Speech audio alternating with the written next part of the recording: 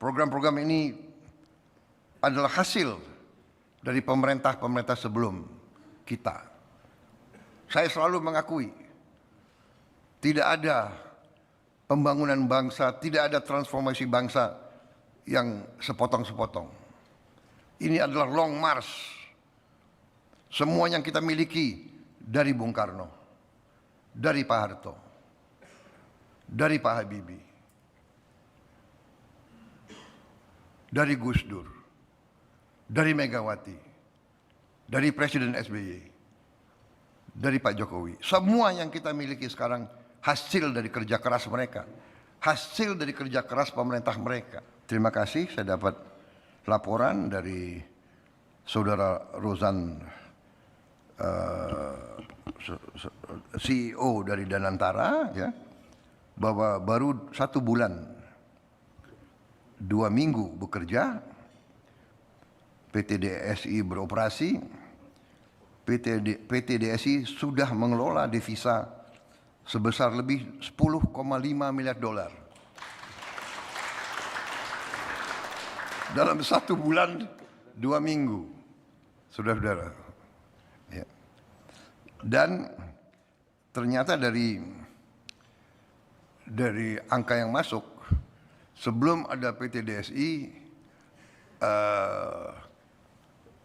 gap perbedaan antara harga dijual di Indonesia dan harga dijual internasional itu kurang lebih beda minimal 30%, mendekati 40-45%. Begitu ada PT DSI, udah hampir menyatu. Saya lihat grafiknya. Jadi karena kita tegas meneruskan praktek ini praktek penipuan. Meneruskan, semua izin kita cabut. Saya tidak pandang bulu. Kita cabut semua izin mereka yang tidak mau patuh kepada hukum di Negara Kesatuan Republik Indonesia. Ya.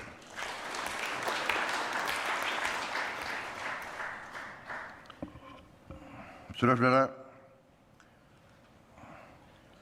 tentunya kita tidak boleh cepat puas, ya. Tapi kita sudah melihat langkah-langkah kita sekarang, bahwa tadinya kita ditakut-takuti. Ada rating agency, ya, global rating agency, nanti akan kasih raport jelek Indonesia. Kita akan diturunkan supaya nanti nggak ada yang mau invest di Indonesia. Saudara-saudara, bukan kita takut, tapi ternyata Standard & Poor, S&P, mereka sendiri sudah umumkan bahwa mereka menilai bahwa pembentukan PT DSI adalah tepat. Mereka yang mengatakan bahwa itu langkah tepat bagi bangsa Indonesia, saudara-saudara. Dan itu bisa meningkatkan penghasilan kita, revenue kita. Kemudian mereka tetap tidak menurunkan outlook. Kita tetap outlook stable. Kita tetap punya rating investment grade, emerging market. Bukan kita selalu harus puas dengan rating bangsa lain.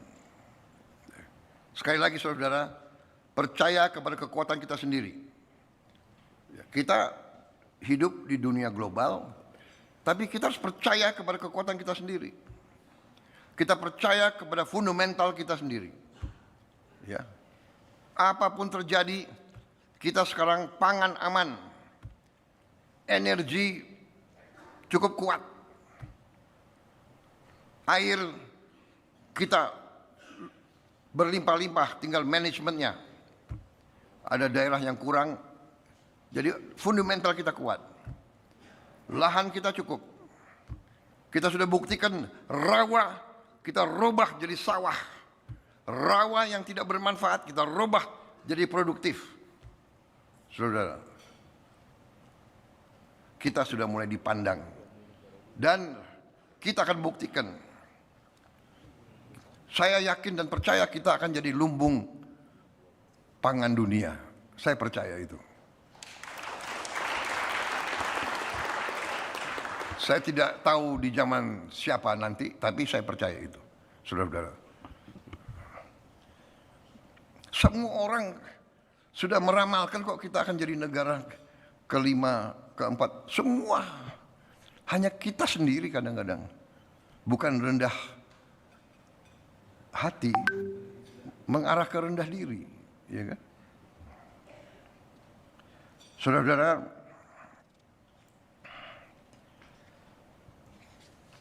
kita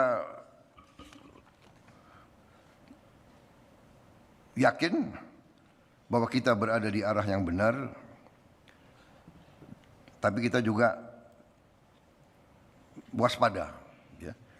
Kita koreksi diri, kita tahu bahwa efisiensi kita masih kurang, regulasi kita terlalu banyak, peraturan kita terlalu banyak. Ya, saya tegaskan di sini, kita harus sederhanakan pemerintahan. Kita akan mulai melaksanakan atau sudah merintis ke arah digitalisasi pemerintahan dengan GovTech dan program-program lainnya.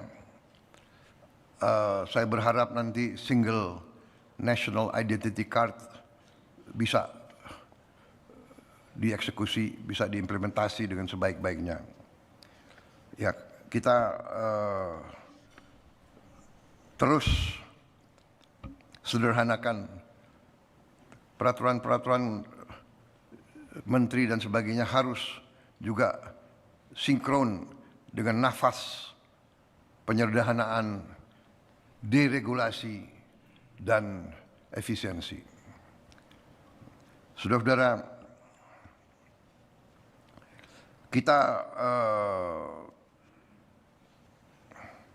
juga salah satu prestasi kita adalah kita sekarang memiliki sistem perlindungan sosial, menurut saya salah satu terkuat di dunia, salah satu. Kalau kita ikuti semua program-program ini, dan program-program ini adalah hasil dari pemerintah-pemerintah sebelum kita. Saya selalu mengakui, tidak ada pembangunan bangsa, tidak ada transformasi bangsa yang sepotong-sepotong. Ini adalah long march. Semua yang kita miliki dari Bung Karno, dari Pak Harto, dari Pak Habibie, dari Gus Dur, dari Megawati, dari Presiden SBY, dari Pak Jokowi. Semua yang kita miliki sekarang hasil dari kerja keras mereka, hasil dari kerja keras pemerintah mereka.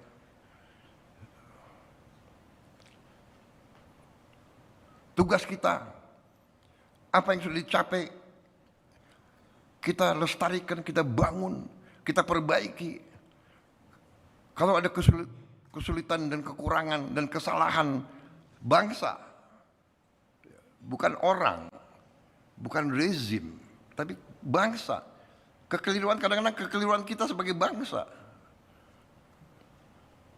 Dulu berbondong-bondong, semua pakar, semua intelektual, hampir 99%, semua berbondong-bondong mengelu-elukan neolib, kapitalisme. Ya tidak salah mungkin Presiden Soeharto dikelilingi penasihat-penasihat yang menyarankan, ya kan? Kemudian habis itu Pak Habibie dan selanjutnya. Ya nggak ada masalah. Tapi kita sekarang melihat pengalaman itu, kita lihat negara di Amerika saja sudah ditinggalkan kok. Di Eropa saja sudah meninggalkan neolib. Masa kita mau teruskan? Ya, jadi ini saya tegaskan. Ternyata kita punya sistem perlindungan sosial, negara kesejahteraan, welfare state, salah satu terkuat di dunia. Kalau kita lihat program satu-satu, dan sebagian program-program ini dilaksanakan oleh presiden-presiden sebelum kita, pemerintah sebelum kita. Jadi itu yang saya mengajak, jangan kita punya budaya nggak tahu dari mana, itu ada selalu